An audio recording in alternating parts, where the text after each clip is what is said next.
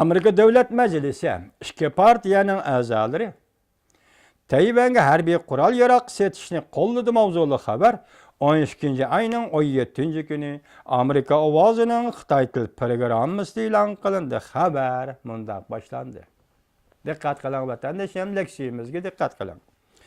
Prezident Obama hükümeti 12 ayının 10. günü çarşamba Tayvanga 1 milyard 800 milyon dolarlık harbiy qurol yarog' setib berish to'g'risidagi xabarni yoki planni Amerika Davlat Majlisiga uqtirish qildi. Amerika ovozining muxbirlar parlament a'zolarini ziyorat qilganda hammasi bu planni qo'llaydiganligini bildirdi.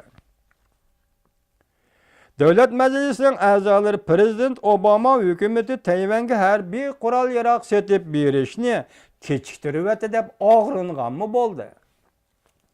Avam Palatasi Tashqi munosabatlar komitetining bosh raisi Demokratlar partiyasidan Rep Elliot Engel muxbirga mundaq ko'rsatdi. Tayvanga harbiy qurol yarog' setib berish planini qo'llayman. Mening azaldan Batur Tayvan xalqiga yaxshi ko'nglim bor. Tayvan har xil, har shaklli xiristlarga jumladan Beijing hukumatining bo'zaq qilishiga duch kelmoqda. Tayvan bizning izchil, bizga sodiq va ishonishga bo'ladigan ittifoqdoshimizdir. Men Amerika Tayvan tarafda turib, Tayvanga yordam qilishi kerak deb hisoblayman. Men Amerika Tayvan taraf turib, Tayvanga yordam qilishi kerak deb hisoblayman. Men Tayvanga ko'p qatim borgan edim. Osiyo siyosatining bizga intayin muhimligiga ishonaman. Elliot Engelim deydi, Amerikada Osiyo siyosatining intayin muhimligiga ishonaman.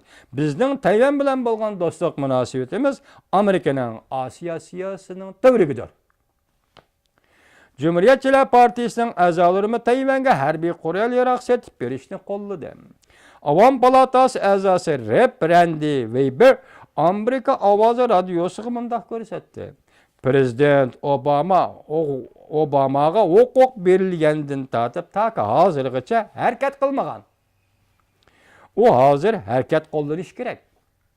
Biz Tayvanga harbiy qurol yarog' setib berishni tez amalga oshirishimiz kerak. Tayvan bu qurolga ehtiyojli deb ko'rsatdi. Hurmatli vatandoshlar, 12 ayning 16 kuni bir kun ichida Amerika Zapas pul komiteti dollarga o'sim qo'shdi. 12 ayning 16 kuni, ya'ni shu kun ichida Amerika Qo'shma Shtatlari hukumati yoki Prezident Obama hukumati Tayvanga harbiy qurol yarog' setib berishni qaror qildi. Demak, bir kunning ichida ikki muhim narsa, balki Jungo'ga bevosita munosabatlik ikki muhim siyosat o'rtaga chiqdi.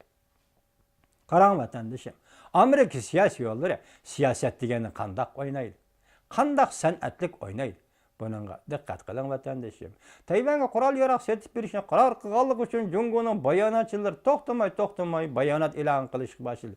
Bugun bu to'g'rida bizning to'xtalishga vaqtimiz yo'q.